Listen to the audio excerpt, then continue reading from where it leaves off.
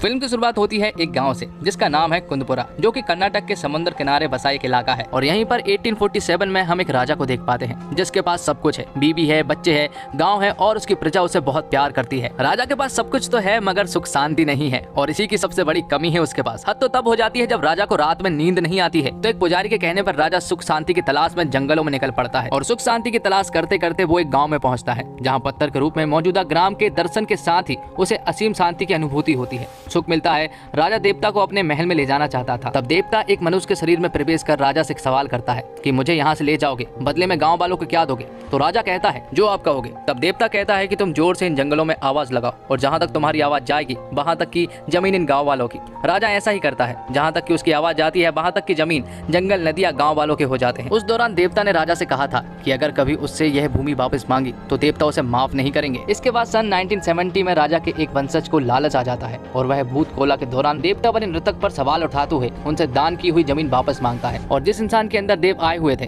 उस इंसान से वो कहता है कि ये नाटक कर रहा है और लोगों को मूर्ख बना रहा है, इसलिए वो ये सारी जमीन वापस चाहता है।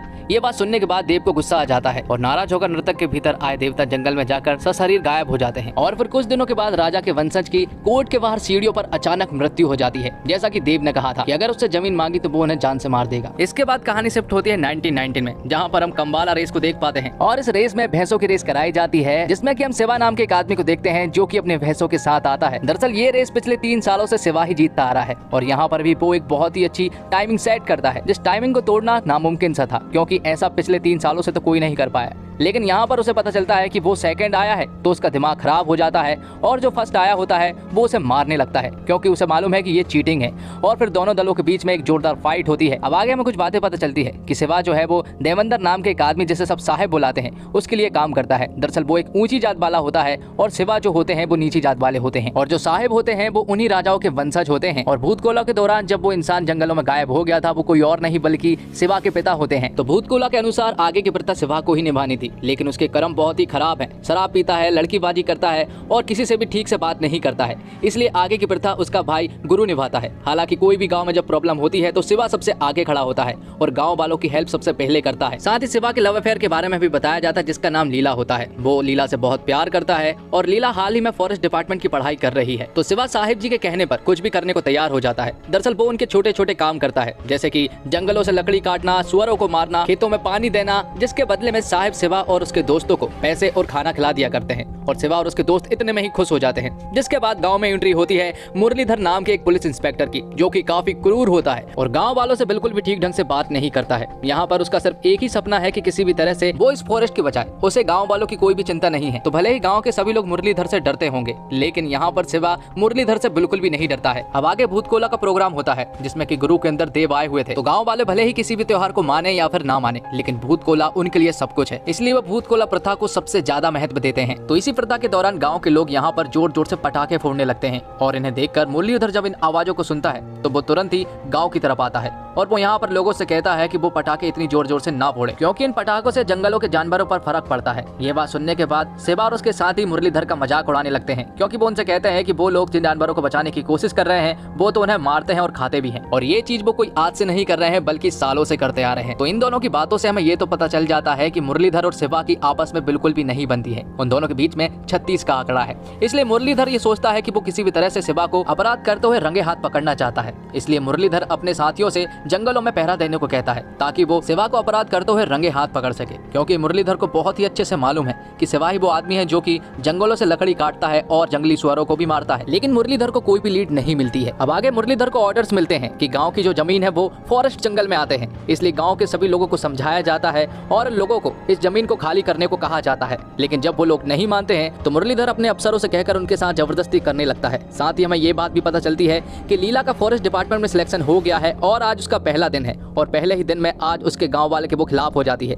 ये सब देखकर शिवा को बहुत बुरा लगता है और गांव के सभी लोगों को भी बहुत बुरा लगता है। हालांकि शिवा इन सब के खिलाफ था और वो काफी कोशिश भी करता है इन सब चीजों को रोकने की, लेकिन गवर्नमेंट के ऑर्डर थे इसलिए पुलिस वाले भी पीछे नहीं हटते। इसलिए अब गाँव वालों की सारी जमीन रिजर्व फॉरेस्ट में जाने वाली थी जिसका साहेब भी विरोध तो करते हैं लेकिन कुछ नहीं होता। और फिर कुछ दिनों के बाद शिवा अपने दोस्तों के साथ फिर से जंगल में जाता है और कुछ लकड़ियों को काटने के लिए वो तितर बितर हो जाते हैं। जैसे ही वो एक बड़ा सा पेड़ काट रहे होते हैं कि तभी अचानक से पुलिस वालों को ये खबर लग जाती है कि शिवा और उसके दोस्त जंगल में हैं और वो एक बड़े से पेड़ को काट रहे हैं। इसलिए मुरलीधर जब यहाँ पर आता है तो वो पेड़ उसी की जीप पर गिर जाता है, जिससे कि मुरलीधर के साथ साथ उसके कई सारे ऑफिसर बुरी तरह से घायल हो जाते हैं। अब आगे हम मुरलीधर को हॉस्पिटल में देखते हैं और मुरलीधर का दिमाग बहुत ज्यादा खराब हो चुका था, इसलिए अब शिवा के ऊपर वो ढेर सारे चार्ज लगाने वाले थे और उनमें से सबसे पहला चार्ज था अटेम्प्ट टू मर्डर का, क्योंकि उसने मुरलीधर की जान लेने की कोशिश की है। अगर वो पेड़ ठीक से गिर जाता तो मुरलीधर के साथ साथ सारे लोग मारे जाते।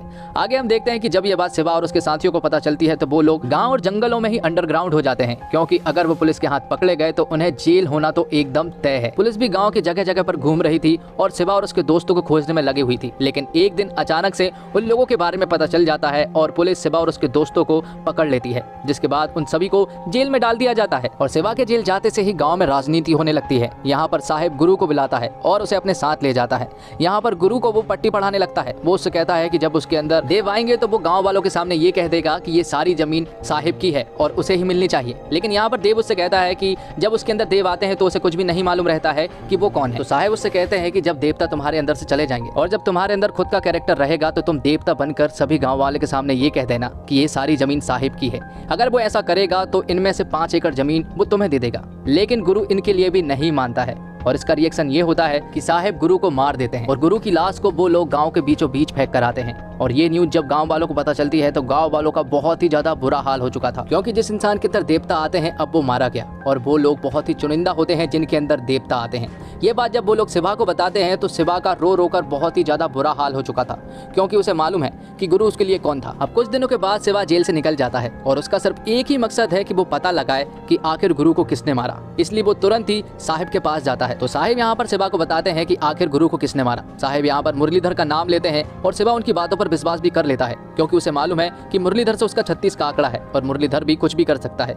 इसलिए जब वो मुरलीधर को मारने के लिए जा रहा होता है तभी गांव का एक आदमी शिवा को सब कुछ सच सच बताता है। वो आदमी शिवा को बताता है कि गुरु को मैंने आखिरी बार साहिब के साथ देखा था। वो लोग अपनी जीप से जंगल के रास्ते गए थे, लेकिन वापस सिर्फ साहिब ही आए थे, उस जीप में गुरु नहीं था। यहाँ पर सब कुछ रिवील हो जाता है कि आखिर साहिब ने ऐसा क्यों किया और शिवा को भी बहुत ही अच्छे से मालूम चल चुका था कि आखिर साहिब ने ऐसा क्यों किया। लेकिन तभी हम देखते हैं कि साहिब के यहाँ पर कई सारे लोग आ जाते हैं और शिवा के ऊपर अटैक कर देते हैं। वो उसे मारने की कोशिश करते हैं, लेकिन शिवा उन सभी के ऊपर बुरी तरह से भारी पड़ता है और उन सभी को मार गिराता है। दरअसल साहिब ने यहाँ पर उन्हें इसलिए भेजा था क्योंकि उसे भी कहीं ना कहीं मालूम चल गया था कि शिवा को ये सारी बातें पता चल जाएगी, जिसके बाद शिवा अगले दिन ये सारी बातें गांव वालों को बताता है और उनसे कहता है कि जिस इंसान को हम हमेशा पूछते रहे वो गद्दार निकला। दरअसल साहिब चाहता था कि ये जमीन जो है वो फॉरेस्ट रिजर्व में ना जाए, क्योंकि अगर ये फॉरेस्ट रिजर्व में चली गई तो उसके हाथ भी कुछ नहीं आने वाला, क्योंकि अगर ये जमीन फॉरेस्ट रिजर्व में गई तो गाँव वाले गवर्नमेंट से गुहार लगाकर अपनी जमीन वापस ले सकते हैं और यही साहिब नहीं चाह रहा था, क्योंकि अगर ये जमीन फॉरेस्ट रिजर्व में गई तो ये जमीन सरकारी हो जाएगी। और यहाँ पर मुरलीधर के बारे में भी हमें कुछ बताया जाता कि मुरलीधर दरअसल गाँव वालों के बारे में ही सोच रहा था। उसे मालूम है कि अगर ये जमीन फॉरेस्ट रिजर्व में चली गई तो गांव वाले गवर्नमेंट से गुहार लगाकर इस जमीन को वापस ले सकते हैं,